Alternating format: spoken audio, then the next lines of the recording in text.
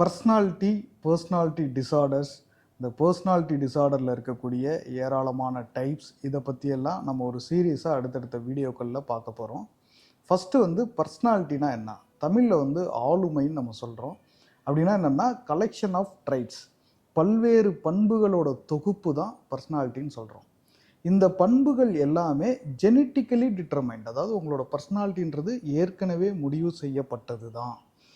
ஒருத்தரோட முழு பர்சனாலிட்டின்றது 18 வயசில் தான் ஃபார்ம் ஆகும். அதற்கப்புறம் லைஃப் லாங் ஒருத்தர் அதே பர்சனாலிட்டியோட தான் இருப்பார். இந்த பர்சனாலிட்டியை வெளிப்படுத்தக்கூடிய தன்மை இருக்கு இல்லையா, இதை தான் நம்மளோட அறிவும் நம்மளோட லேர்னிங்கும் முடிவு செய்யுது. அப்போ எந்த அளவுக்கு ஒருத்தர் இன்டெலிஜென்ட்டாக இருக்கிறாரோ அந்த அளவுக்கு அவரோட பர்சனாலிட்டியை வெளிப்படுத்துறத அவரால் ரெகுலேட் பண்ண முடியும். இந்த வெளிப்படுத்துறதுல ரெகுலேட் பண்ண முடியாமல் வரக்கூடிய பிரச்சனைகளை தான் நம்ம பர்சனாலிட்டி டிசார்டர்னு சொல்கிறோம். அதை அடுத்தடுத்த வீடியோக்களில் பார்க்கலாம்.